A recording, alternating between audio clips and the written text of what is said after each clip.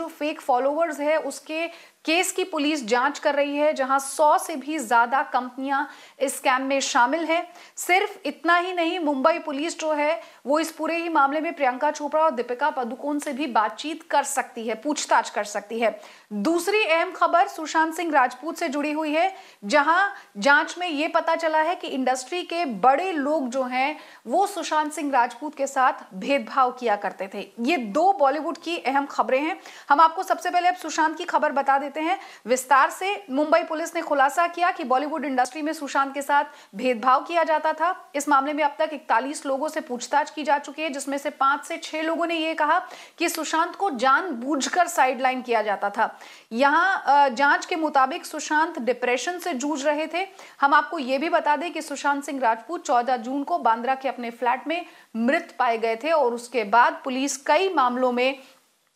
इस मामले में कई लोगों से यहां पूछताछ कर चुकी है। मेरे साथ मेरी सहयोगी शांतिया ज्यादा अपडेट के लिए जुड़ गई है। शांतिया, सबसे पहले तो ये कि 5 लोगों ने ये माना कि सुशांत सिंह राजपूत के साथ भेदभाव किया जाता था।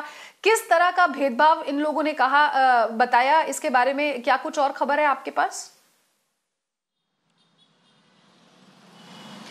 देखिए अनैया, जैसा कि आपने कहा कि 40 से ज़्यादा लोग यानी कि 41 लोगों का बयान हो चुका है अब तक।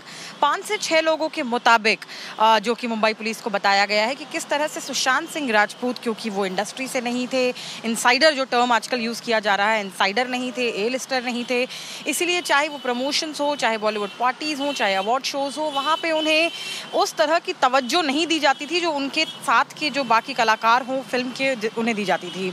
तो डिस्क्रिमिनेशन, भेदभाव और बुलिंग की बात को कबूल किया गया है। कुछ बुलिंग की बात को बताया गया है कुछ लोगों द्वारा मुंबई पुलिस को। और ये वो बात है अनुया, जो कि इससे पहले भी कई सारे लोग अपने ट्वीट में या अपने वीडियोस में अलग अलग सोशल मीडिया प्लेटफॉर्म्स पे जो डाले जा रहे थे अब तक, उसमें कहते भी आए हैं, कई लोगों ने लिखा भी है इस बारे में। लेकिन अब मुंबई पुलिस भी अपनी तहकीकात में इस अंजाम पर फिलहाल के लिए इस अंजाम पर पहुंची है कि किस तरह से सुशांत के खिलाफ भेदभाव इंडस्ट्री में किया जा रहा था। अनुया, ठीक है शांति, आप मेरे साथ बने रहिए। देखिए, यहाँ इस मामले में अभिनेत्री कंगना रनौत जो है, उनके एक ट्वीट के बाद अब वो खुद विवादों में घिर गई है। कंगना की टीम की तरफ से ये कहा गया कि इस मामले में उन्हें अपना बयान दर्ज करवाने के लिए पुलिस की ओर से किसी भी तरह का कोई आधिकारिक तौर पर समन नहीं भेजा गया। एक ऑफिशियल समन की बात कंगना यहाँ पर कर रही है। हालांकि मुंबई पुलिस बार बार ये दावा कर रही है कि 3 जुलाई से वो कंगना को बुलाने की कोशिश कर रही है, लेकिन उनकी बहन और मैनेजर पुलिस के साथ जांच में सहयोग नहीं कर रहे हैं। शांतिया, इस पूरे मामले में हमने देखा है कि कंगना बहुत सारे प्लेटफॉर्म्स पर ये कह चुकी है कि वो खुलकर आगे स्टेटमेंट देना चाहती हैं, बात करना चाहती हैं और बहुत ही बेबाकी से अपनी बात वो इस पूरे ही मामले पर कह रही है। ऐसे में ये कहना कि मुझे कोई ऑफिशियल समन नहीं आया है, पुलिस का ये कहना है कि हम 3 जुलाई से कोशिश कर रहे हैं कंगना से बात करने की, आखिर कहाँ कंफ्यूजन कहाँ पर है इसमें? अब देखिए अनुया, इसमें 2 पक्ष हैं और दोनों की अपनी अपनी कहानी है। कंगना का कहना है जो कि, और कंगना की हम बात करें तो कंगना कई सोशल मीडिया प्लेटफॉर्म्स पे, यहाँ तक कि टीवी चैनल्स में भी जाके इंटरव्यू दे चुकी हैं, कह चुकी हैं कि किस तरह से वो जानती हैं सुशांत के साथ किस तरह से एक सिस्टमैटिक ढंग से भेदभाव हो रहा था, उसे परेशान किया जा रहा था, साइडलाइन किया जा रहा था। और ऐसे में वो अपना बयान दर्ज करवाना चाहती है ताकि जांच में मुंबई पुलिस को मदद कर सकें। अब ऐसे में कल एक ट्वीट आता है कंगना की तरफ से, कंगना की टीम की तरफ से, और उस ट्वीट में लिखा जाता है कि कंगना को अभी तक मुंबई पुलिस की तरफ से कोई आधिकारिक सम्मन दिया ही नहीं गया है। कंगना इस जांच में सहयोग करना चाहती है, अपना बयान देना चाहती है, पर मुंबई पुलिस की तरफ से बस अनौपचारिक तौर पर कुछ दफ़ा रंगोली को कॉल किए गए हैं, उससे ज़्यादा और कुछ नहीं। उसके साथ ही ट्वीट में एक चैट का स्क्रीनशॉट भी लगाया गया है अनुया, जहां पे रंगोली और एक पुलिस वाले की बातचीत दिखाई गई है, जहां पे रंगोली का कहना है कि आप या तो मनाली आकर के स्टेटमेंट ले लीजिए, क्योंकि फिलहाल कंगना के मुताबिक वो मनाली में है, या फिर आप सवालों की एक फहरिस्त भेज दीजिए, उसी के हिसाब से बयान दर्ज करवा दिया जाएगा।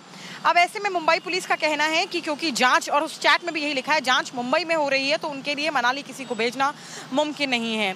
अब बात की जाए अनुया, मुंबई पुलिस का क्या कहना है। मुंबई पुलिस कह रही है कि पिछले कई दिनों से, शुरुआत होती है 3 जुलाई से, तब से मुंबई पुलिस लगातार कोशिश कर रही है कि किसी तरह से सम्मन्स कंगना तक पहुंचाए जा सकें। मुंबई पुलिस ने कहा है कि 3 तारीख को कंगना का जो खार स्थित दफ्तर है वहां पर भी पुलिस गई थी और वहां पे उनकी एक मैनेजर मौजूद थी जिन्हें सम्मन देने की कोशिश की गई। उन्होंने पहले सम्मन लेने से मना कर दिया और उसके बाद जब कंगना की डिटेल्स मांगे गए, उनके नंबर, उनका फ़ोन नंबर मांगा गया या उनके बारे में बाकी पूछताछ की गई कि वो कहाँ मिल सकती हैं, वो जानकारी भी उपलब्ध नहीं करवाई गई उस मैनेजर के द्वारा। बहरहाल पुलिस का कहना है कि किसी तरह से उन्होंने रंगोली का नंबर निकाला, रंगोली से बातचीत शुरू की, इस उम्मीद में कि रंगोली शायद कंगना तक उनकी बात पहुँचा सके। पर पुलिस का कहना है कि इसमें भी उन्हें कामयाबी नहीं मिली, क्योंकि रंगोली बार बार या तो मनाली पुलिस भेजने की बात कर रही थी या फिर सवालों की फहरिस्त भेजने की। अब कल जब ट्वीट आया है उसके बाद वापस एक बार मुंबई पुलिस ने फिर से संपर्क किया है रंगोली को, और पुलिस का कहना है कि फिर से वही 2 टूक सा जवाब उन्हें रंगोली की तरफ से मिला है। अनुया जी ठीक है, शांति आप बने रहिए। एक और अहम खबर है मुंबई